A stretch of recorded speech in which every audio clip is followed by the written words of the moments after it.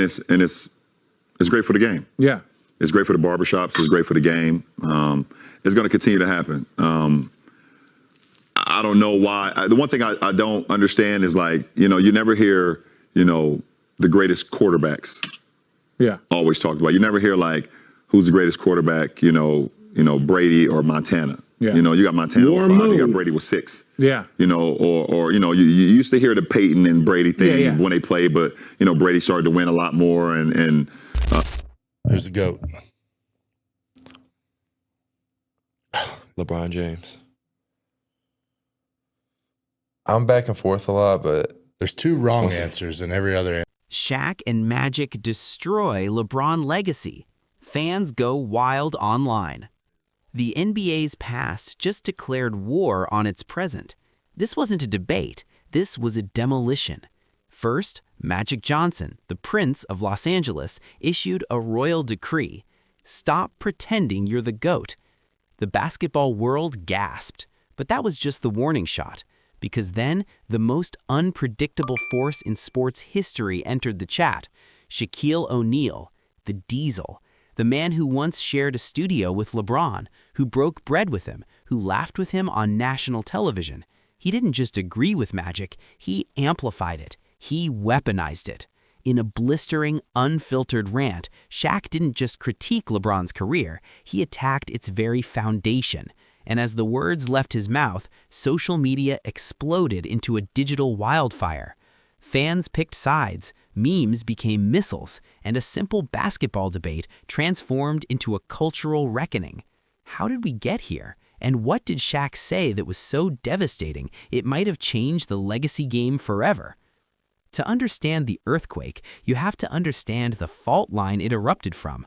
For years, the relationship between LeBron James and the all-time greats who came before him existed in a carefully managed state of mutual respect. There were compliments, acknowledgments of greatness passed from one generation to the next. It was a polite, if sometimes strained, detente. The first major crack appeared not with a shout, but with a quiet statement of fact.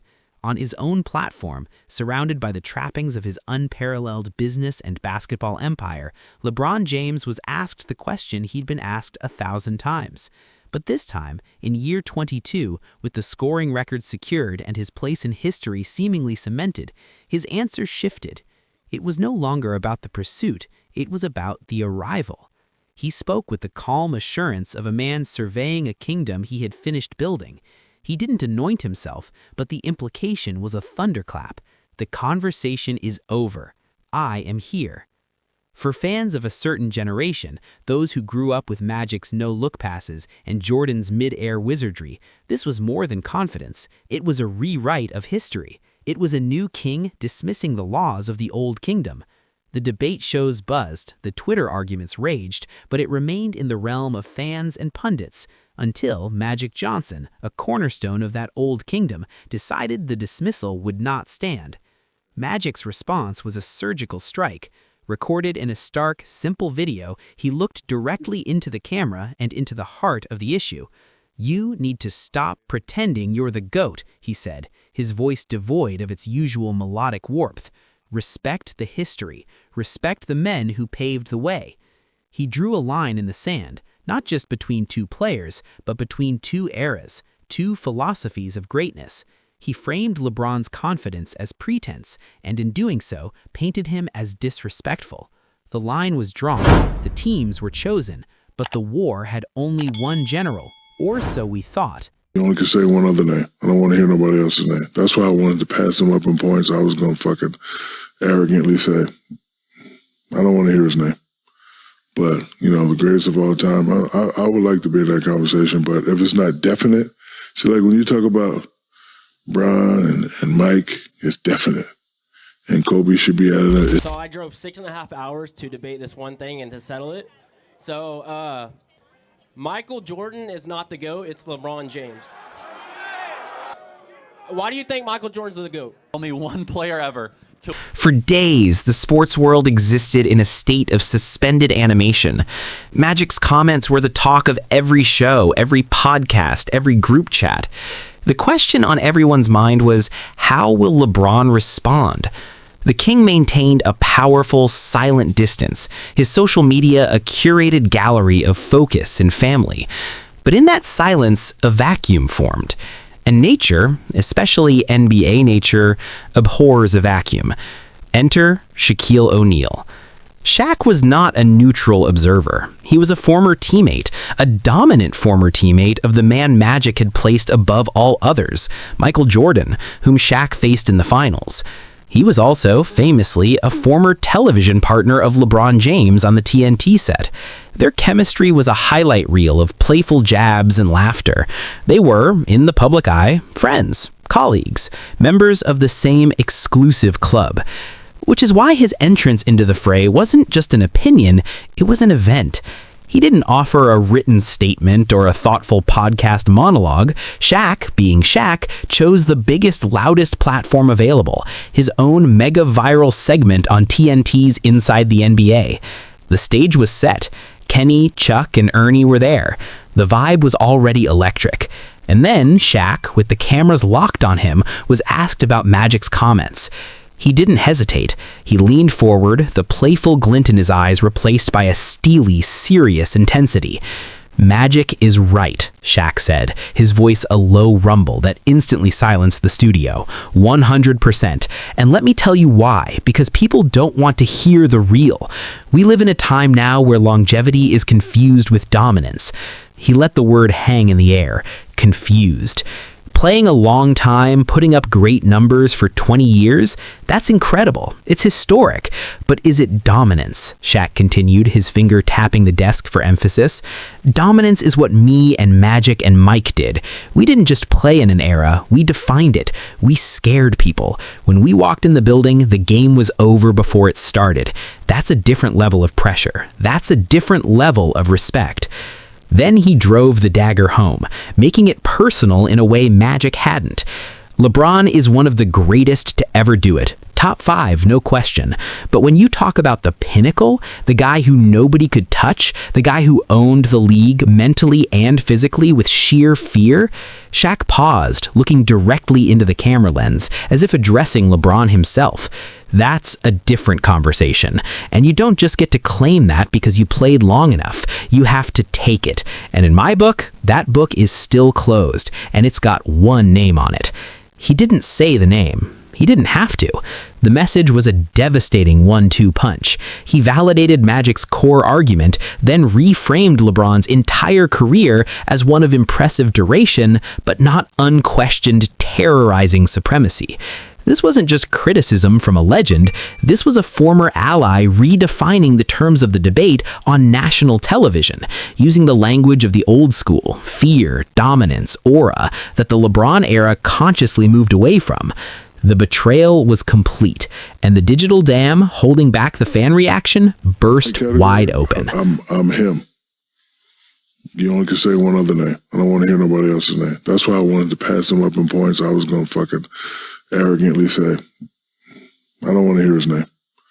But, you know, the greatest of all time, I would like to be in that conversation, but if it's not definite, see, like when you talk about Bron and Mike, it's definite.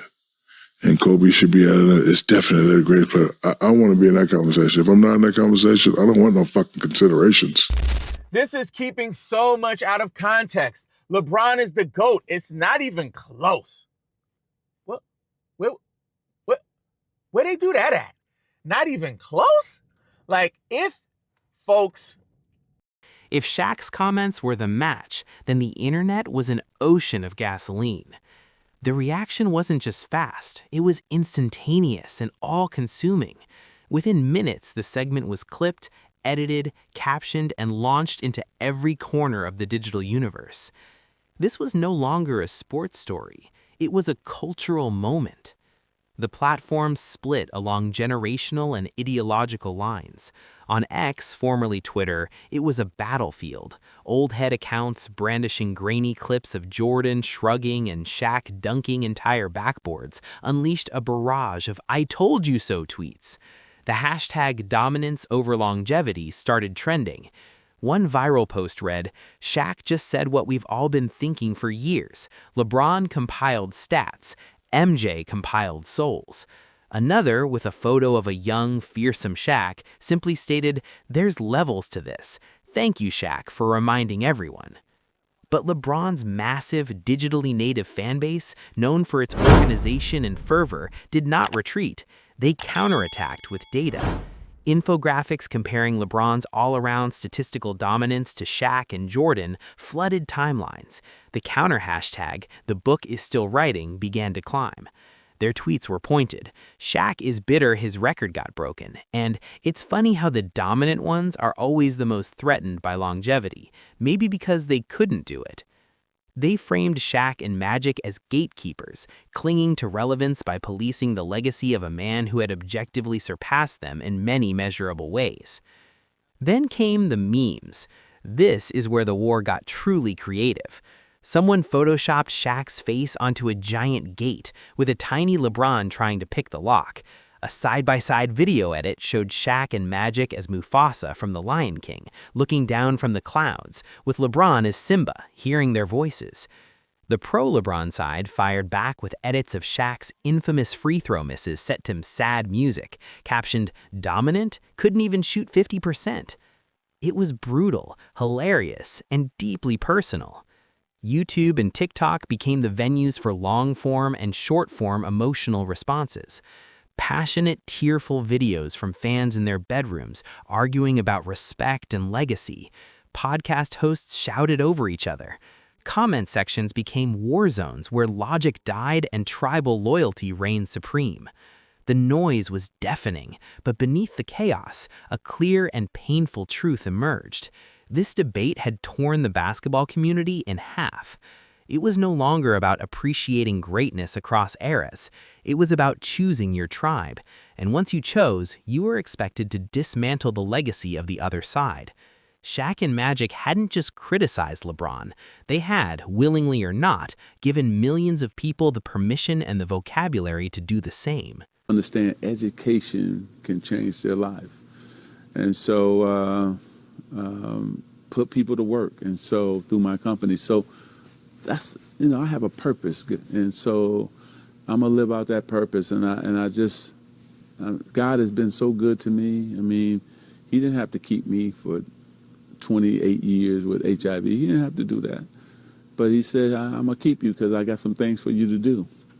So I'm doing the Lord's work. And Michael Jordan is 6-0 in the NBA Finals, while LeBron is a measly 4-6. LeBron versus Michael Jordan. Who is better in the NBA Finals? Come on, LeBron lovers, let's dive in. While the digital world burned, the real world of the NBA began to feel the tremors. This wasn't contained to hot take shows and Twitter feeds anymore. The fallout seeped into the league's bloodstream, affecting players, franchises, and the delicate ecosystem of respect among peers. First, the player reactions started to trickle in. Most active players, understandably, stayed far away. Getting between Mount Rushmore and the current king was a career suicide mission. But a few couldn't resist. A veteran role player known for his no-filter commentary retweeted Shaq's segment with 3 muscle emojis. A young, rising star who had grown up idolizing LeBron liked a fan edit that defended LeBron's longevity. These tiny actions were dissected like geopolitical signals, proof of which way the wind was blowing inside the league. The most significant tremor, however, was the chilling effect it created. The concept of the locker room became a subject of intense speculation. Reporters, in post-game scrums, began asking other Lakers players not about the game, but about the comments and the atmosphere. The players, trained in media evasion, gave masterclasses in non-answers. "We're focused on basketball," they'd say. "That's outside noise." But the strain was visible. The questions were an unwanted distraction, a constant background hum in a season already full of pressure. For LeBron's teammates, it created an impossible tightrope. Show public support for your leader and risk alienating legends of the franchise, or stay silent and let the narrative of a divided squad fester. The controversy also became an unexpected weapon in the high-stakes world of NBA rivalries. In the lead-up to a marquee matchup, an opposing star was asked about the GOAT debate. He smirked. "I'm not getting into that," he said, But I will say it's interesting when the guys who actually played against the best have something to say. You gotta respect that perspective. It was a subtle, yet brutal way to use Shaq and Magic's words as a psychological cudgel, indirectly validating their authority while undermining LeBron's. Perhaps the most telling sign of the impact was the sudden silence from other legends. Where were Kobe's disciples? Where was the vocal support from other all-time greats like Tim Duncan or Kevin Garnett? Their silence was a statement in itself. It suggested that Shaq and Magic had voiced a sentiment that, while not universally held, was respected enough within the inner sanctum of all-time greats that no one was rushing to contradict them publicly. It painted LeBron as an island, the transcendent superstar of his era, but one whose claim to the ultimate throne was being contested not by fans, but by the very peers whose recognition he might have craved most. The war wasn't just online. It had infiltrated the league's walls, and the battle lines were now drawn in hallways and arenas, not just comment sections. I think it was my junior year in high school. I go up to Chicago and I go to a gym called Hoops where he plays basketball in the summertime. And I didn't know he was going to be there. But I seen him walking towards me, and it was kind of like he was walking on air. Are you a Jordan or are you a LeBron guy? I think growing up, like, just you hear about Michael Jordan and what he is and everything like that. And I'm 25, so I never really got to see Jordan play whatsoever. I'm going to go with LeBron just because, I mean, I got to see his dominance. I got to see his... As the storm raged on all fronts, social, media, and within the league's own corridors, all eyes remained fixed on one man, LeBron James. How would he respond to this dual-front assault from legends he had broken bread with? Would he fire back on social media, deliver a pointed answer in a press conference, release a cryptic Instagram story? The speculation machine ran at full capacity. But LeBron did none of those things. Instead, he deployed his most potent and infuriating weapon, profound, deliberate silence. In the days immediately following Shaq's incendiary comments, LeBron's public presence became a masterpiece of deflection. His Instagram stories showed him in the weight room, headphones on, eyes locked in a dead stare, with a caption about blocking out the noise. He posted a video of him studying game film with his sons, the focus entirely on family and future. He tweeted a single ambiguous quote about building your own house so solid that the weather doesn't matter.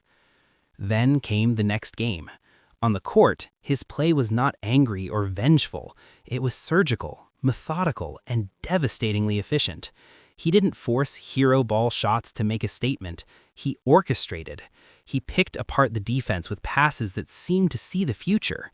He scored when necessary, with a calm, unstoppable inevitability. After a dominant win where he was clearly the best player on the floor, he approached the podium for his post-game press conference.